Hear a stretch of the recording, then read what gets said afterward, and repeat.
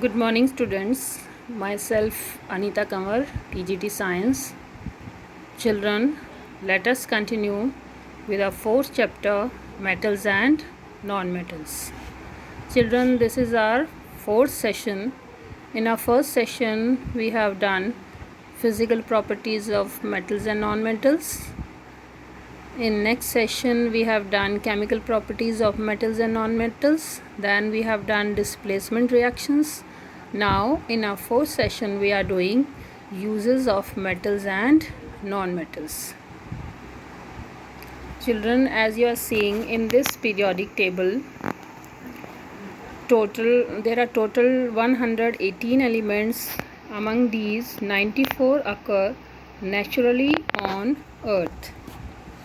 And among these 94, 6 occur in extreme trace quantities or very minute amount.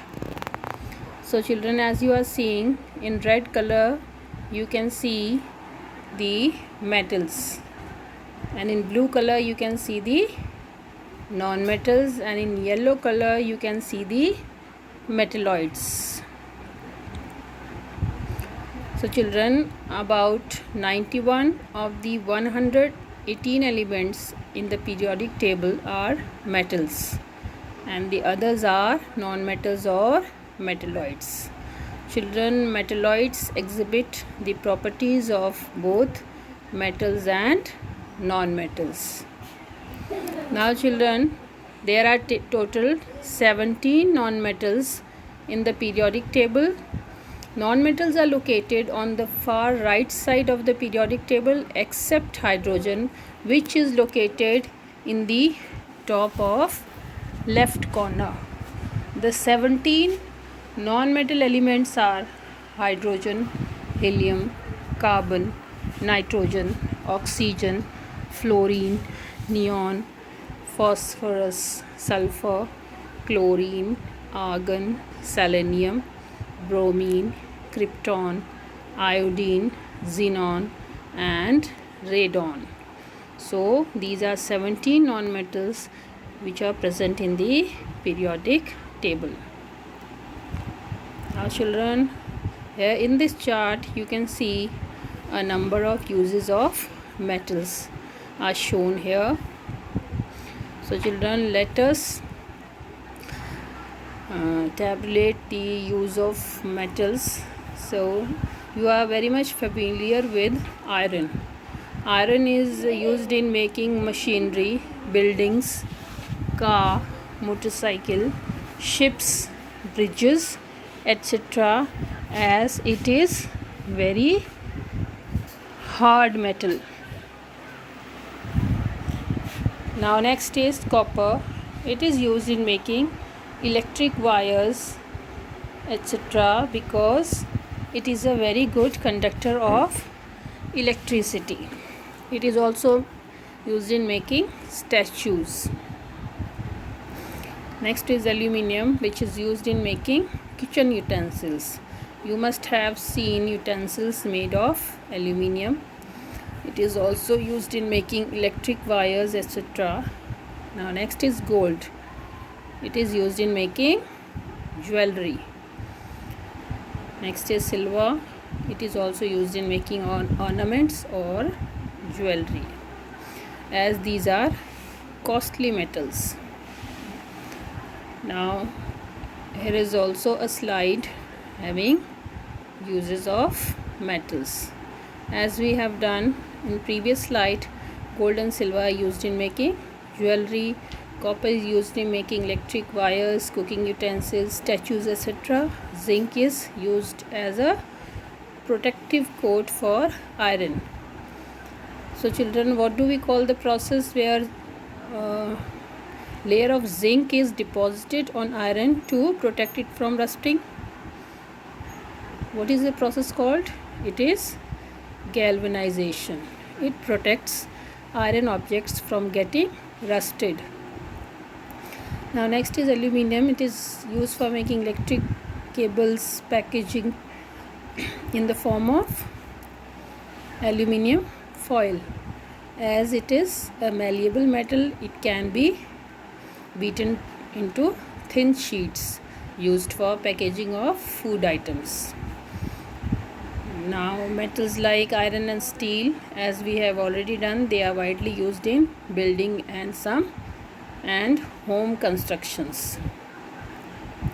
Liquid metal like mercury, which exists as liquid at room temperature, it is used in thermometers. Now, next is lead. It is commonly used in car batteries. Now, coins are made up of nickel. Children, we use table salt. It is a important constituent of our food. It consists sodium. Its chemical composition is sodium chloride. It contains sodium metal in it. Now next is non-metals. Some non-metals and their uses. Children, you are very much familiar with the process of breathing. In breathing, we inhale which gas? We inhale oxygen. Oxygen is a non-metal. Next is chlorine. It is used for purifying water.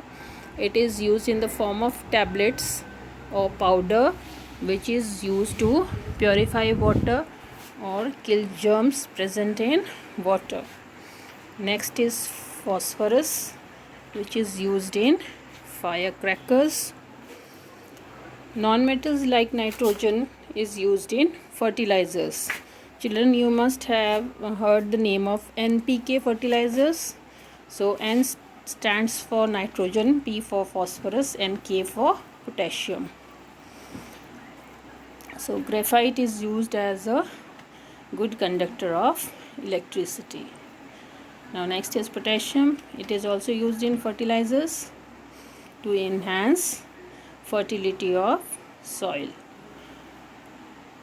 Nitrogen is used by plants and it is fixed by nitrogen fixing bacteria in soil. So it is also a nutrient which is used by plants. Graphite is used in making leads, pencils with which you write. It is having lead inside it, which is made up of graphite. Carbon is used as a fuel. You all know coal. Coal is also a form of carbon. Bromine is used in dyes and pesticides. Now there are some more uses of non-metals. Sulfur. It is used for making sulfuric acid, a laboratory reagent. Now oxygen, you very well know, we have just done it. It is used for respiration by living things. Burning of fuel, it also requires oxygen. Without oxygen, burning process is not possible at all. Nitrogen, it is used for making ammonia and is used for making fertilizers also. Hydrogen, it is used for making ammonia, as ammonia is having chemical composition NH3, N for nitrogen and H for hydrogen. It is used for making fertilizers as fuel in rockets, for welding, etc. Children, next is chlorine. As we have done earlier, it is used to kill germs in water. Next is iodine. It is used as tincture iodine, which is an antiseptic. You must have seen tincture iodine as a purple colored liquid in dispensaries and hospitals to clean wounds.